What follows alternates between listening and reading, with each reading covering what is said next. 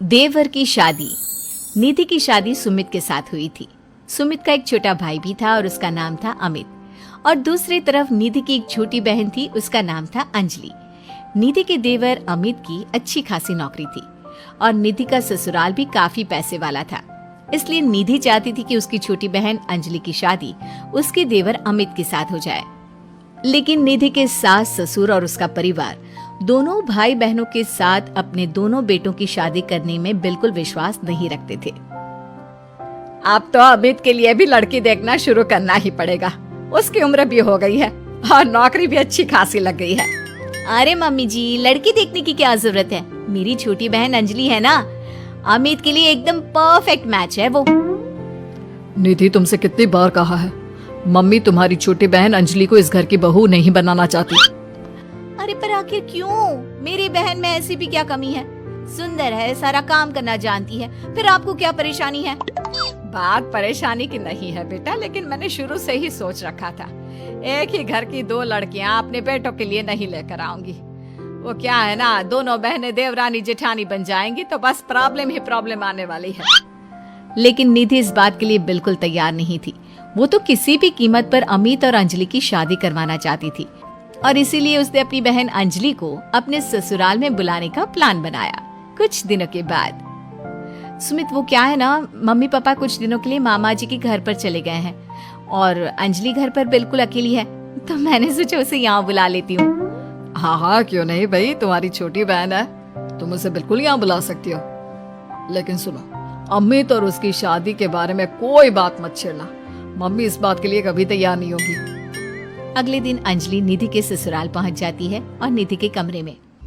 अरे दीदी, तुम्हारा देवर तो बहुत हैंडसम है, लेकिन मेरी तरफ नजर उठाकर भी नहीं देखता। अरे तू चिंता क्यों करती है, वो तेरी तरफ नजर उठाकर भी देखेगा और तू इस घर की बहू भी बनेगी। बस अब तू देखती जा।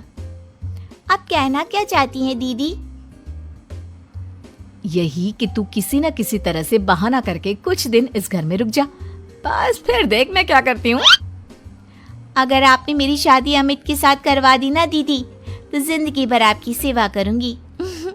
मुझे तो वो आपकी शादी के बाद से ही बहुत पसंद है। अरे मेरी प्यारी बहना, तेरे दिल की खबर तो मुझे कब से लग गई थी। सब जानती हूँ मैं। बस अब चिंता मत करियो और जैसा मैं कहती हूँ वैसा करती जाओ। अगले दिन देख अंजलि, थोड़ी देर बाद मेरी सास बाथरूम से नहा कर निकलेगी, तो बाथरूम के दरवाजे पर थोड़ा सा पानी गिरा दे। ये क्या कह रही हो दीदी? आपकी सास गिर गई तो उसे चोट लग जाएगी और आपके लिए मुसीबत हो जाएगी। अरे पागल, जैसे ही वो गिरने लगे तो झट से जाकर उसे संभाल लेना। देख, मेरी सास के दिल में अब तुझे जगह बनानी है। इस घर की बहू बनना है या नहीं? हाँ दीदी, वो बात तो सही है। ठीक है, मैं चुपचाप जाकर बाथरूम के दरवाजे पर पानी गिरा कर आती हूँ। कुछ देर बाद सास जैसे ही गिरने लगती है, अंजलि वहाँ पर पहुँच जाती है। हे भगवान, अभी मैं गिर जाती तो मेरे हाथ पैर टूट जाते।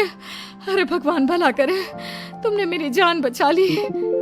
मैंने कहा था ना मम्मी जी, मेरी बहन बहुत अच्छी है, सबकी मदद करती है। हाँ, बात तो तुम्हारी सही है अंजलि बेटा, भगवान तुम्हारा भला करे। आज तुम्हारी वजह से मैं तो मरते मरते बच गई। थैंक यू अंजलि, तुमने मम्मी को गिराने से बचा लिया। अरे वाह दीदी, आज तो तुम्हारी ट्रिक काम कर गई। बस अब जैसा मैं कहती हूँ वैसा ही करती जाओ। देखना कुछ ही दिनों में मम्मी जी खुद आगे चलकर अपने बेटे के लिए तुम्हारा रिश्ता मुझसे मांगेंगी। कुछ दिनों के बाद देख अंजलि, अब हमें अपना अगला प्लान कामयाब करना है। क्या प्लान है दीदी? आप तो बस बता दो, जैसा आप कहेंगी मैं वैसा ही करूंगी। देख, मेरी सास को ना अजवाइन से एलर्जी है। मैं आज सब्जी में जानबूझकर अजवाइन डाल दूंगी। लेकिन दीदी, उससे तो आपकी सास की तबीयत खराब हो जाएगी। अरे मेरी बात तो सुन, अजवाइन खाने के बाद अगर मेरी सास को थोड़ा सा 1 चम्मच शहद दे दिया जाए तो उनकी तबीयत ठीक हो जाती है। और ये नुस्खा मुझे पता है। ये बात मेरी सास को भी नहीं पता। जैसे ही वो अजवाइन वाली सब्जी खाएं, जल्दी से जाकर शहद ले आना। ये क्या बहू, तुमने सब्जी में अजवाइन क्यों डाल दिया? तुम जानती हो ना, मुझे इससे हो ना, मुझे इससे एलर्जी होती है। माफ कर दीजिए मम्मी जी, मुझे तो पता ही नहीं था। निधि जल्दी से जाकर मम्मी के लिए पानी लेकर आओ। अरे नहीं नहीं जीजू, आंटी जी की एलर्जी पानी से नहीं बल्कि शहद से दूर हो जाएगी। 1 मिनट रुकिए। अंजलि दौड़ कर जाती है और शहद लेकर आती है। लेकिन तुम्हें इसके बारे में कैसे पता? बस ऐसे ही। आंटी जी ये लीजिए, जल्दी से 1 चम्मच शहद खा लीजिए। अब देखिए थोड़ी देर में आप ठीक हो जाएंगी। तुमने तो एक बार फिर से मम्मी जी की जान बचा ली अंजलि, वरना मैंने तो आज बहुत बड़ी गलती कर दी थी। थैंक यू अंजलि बेटा, तुम तो वाकई में बहुत अच्छी लड़की हो, सबकी मदद भी करती हो और तुम्हें तो कितनी अच्छी नॉलेज है कि एलर्जी होने पर क्या खाना चाहिए। वाकई में तुम बहुत इंटेलिजेंट लड़की हो Anjali, thank you so much. कुछ दिनों के बाद, भाभी मुझे ऑफिस के लिए देर हो रही है, मेरी एक फाइल है, जरा आप उठाकर रख देना, मैं शाम को आकर आपसे वापस मांग लूंगा। और जरा ध्यान से रखना, बहुत इम्पोर्टेंट फाइल है। ठीक है अमित, मैं आपकी फाइल अच्छे से संभाल कर रखूंगी। अमित के जाने के बाद, देखो अंजलि, ये अमित के ऑफिस की एक बहुत इम्पोर्टेंट फाइल है। मैं जानबूझकर इसे कहीं पर छिपा दूंगी और तुम्हें बता दूंगी कि ये फाइल कहाँ रखी है। बस जैसे ही वो मुझसे फाइल ढूंढने के लिए कहेगा, तुम फाइल झटपट ढूंढ कर ले आना और उसे दे देना। वाह दीदी, मुझे इस घर की बहू बनाने के लिए आप कितनी मेहनत कर रही हैं। शाम के वक्त, भाभी मैंने आपको एक फाइल संभाल कर रखने को दी थी, प्लीज जरा वापस दे दीजिए ना, मुझे एक प्रेजेंटेशन बनाना है। निधि उस फाइल को ढूंढने का नाटक करती है। क्या करूं देवर जी, आपकी फाइल मिल नहीं रही मुझे। अरे भाभी ये आप क्या कह रही हैं? अगर वो फाइल नहीं मिली तो मेरा प्रमोशन नहीं होगा, बहुत इम्पोर्टेंट फाइल है। अमित ये रही तुम्हारी फाइल, दीदी ने ऐसी ही बैठक में छोड़ दी थी और वो काम करने वाली आती है ना, वो इसे उठाकर डस्टबिन में डालने वाली थी, लेकिन सुबह मैंने तुम्हारी बात सुन ली थी तो संभाल कर रख दिया। अंजलि मैं कैसे तुम्हारा शुक्रिया अदा करूं, तुम जानती नहीं तुमने मेरे लिए आज क्या किया है। अगर ये फाइल खो जाती ना तो मेरा बहुत बड़ा नुकसान हो जाता। देवर जी, मैं तो आपसे पहले से कह रही थी, मेरी बहन अंजलि बहुत अच्छी है। वाकई में बहुत समझदार और इंटेलिजेंट लड़की हो तुम, हमारे फैमिली के लिए कितना कुछ कर रही हो। पहले मम्मी को बचा लिया और आज मेरी फाइल। अगले दिन, मुझे लगता है कि अमित भी अंजलि को धीरे धीरे पसंद करने लगा है।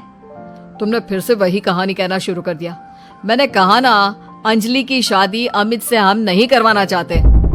देखो बेटा, तुम्हारी बहन बहुत अच्छी है, लेकिन फिर भी मैं अमित के लिए किसी दूसरे घर की लड़की लाना चाहती हूँ। एक ही घर की 2 लड़कियां मुझे अपनी बहू बनाकर नहीं लानी। मम्मी जी, मेरी बहन ने आपके लिए इतना कुछ किया और फिर भी आप उसके साथ ऐसा कर रही हैं। तुम गलत समझ रही हो निधि, ये बात तो हम लोगों ने तुम्हें पहले ही कह दी थी।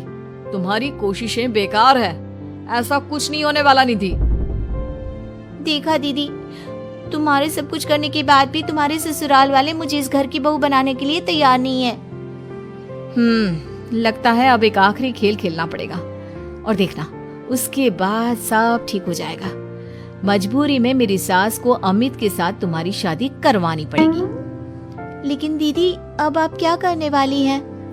कल रात को जब अमित ऑफिस से देर से लौटेगा तो उसके खाने में बेहोशी की दवा डाल दूंगी। तुम चुपचाप उसके कमरे में उसके बेड पर जाकर लेट जाना, कुछ करने की जरूरत नहीं है, बाकी का सारा काम मैं संभालूंगी। निधि और अंजलि मिलकर अमित को फंसाने का प्लान बनाते हैं। दोनों अमित के खाने में बेहोशी की दवाई डाल देते हैं। भाभी बड़े जोरों की भूख लगी है।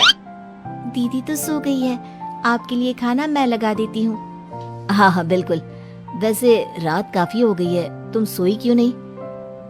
मैं तुम्हारा इंतजार कर रही थी, सोचा तुम ऑफिस से लौट कर आओगी, खाना कौन देगा, बस इसीलिए।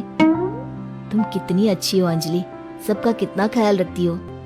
थोड़ी देर के बाद खाना खाकर अमित गहरी नींद में सो जाता है और अपने प्लान के हिसाब से अंजलि उसके पास जाकर लेट जाती है। अगली सुबह, मम्मी जी ये देखिए, अमित मेरी बहन अंजलि से कितना प्यार करता है और कल रात को तो उन दोनों के बीच